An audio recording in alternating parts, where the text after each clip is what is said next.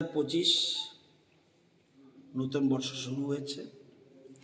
মহামান্য রাজ্যপাল অধিবেশন ডাকার জন্য অনুরোধ করেছেন। স্পিকার আজকে বিএসসি বিজনেস অ্যাডভাইজারি কমিটির মিটিং ডেকেছেন। কিভাবে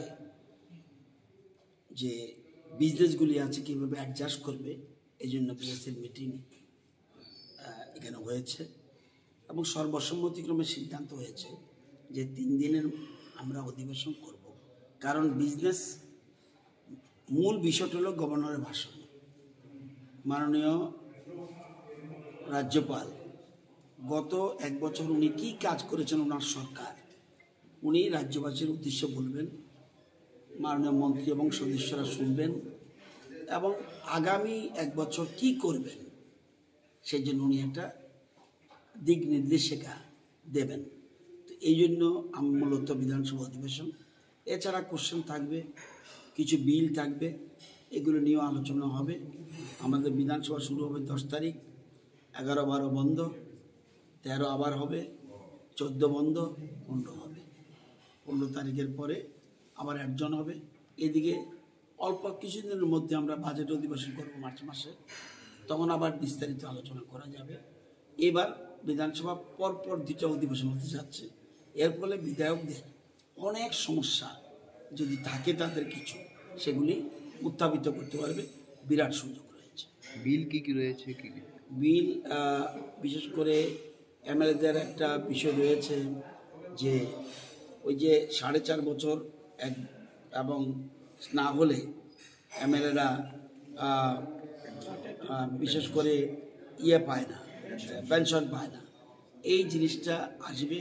এর সাথে অন্যান্য বিষয় রয়েছে, যেমন এক্সএমএলএ, প্রতিটি এক্সএমএলএ এই রাজ্যে কোনো না কোনো কাজ ওই এলাকার জন্য এবং রাজ্যের জন্য ওনারা অনেক কাজ করে গেছেন, তাদেরও বিষয়টি আছে।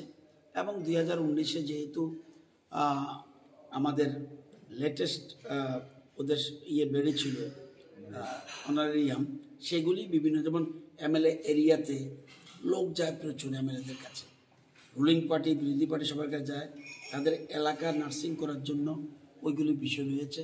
অর্থাৎ যাই আসছে জন্য সাথে আসছে। কয়টা বিল বিল এখন পর্যন্ত 2টো, আর একটা আসতে পারে, আর অন্যান্য লেইংটিং থাকবে। আপাতত 2টো বিল। পেপারলেস শুনেন, পেপারলেস পার্লামেন্টেও, কিন্তু সেখানেও পেপার চালু আছে। কারণ পেপারলেসের মাধ্যমে আমরা করছি, এটা তো আর এখন অনলাইনও শুরু করে দিয়েছি ধীরে ধীরে। এবং এর মধ্যে একটা সর্বদলীয় একটা টিম যাবে দিল্লিতে, কিভাবে অনলাইনে কোশ্চেন রিসিভ করে, আগে কিভাবে কোশ্চেনটা মানে রিপ্লাই চলে যেতে পারে এমএলএ এমপিদের কাছে, এগুলির জন্য আমরা একটা সিদ্ধান্ত নিয়েছি। একটা যৌথ পরিষদীয় দলের একটা মিটিং হয়েছে, সেই মিটিংয়ের সিদ্ধান্ত হয়েছে পার্লামেন্টে গিয়ে অফিসিয়ালি এবং সচক্ষে দেখে আসবে পার্লামেন্ট চলাকালীন সময়ে কীভাবে ওনারা করছে, এটা আমরা অ্যাডপ্ট করব।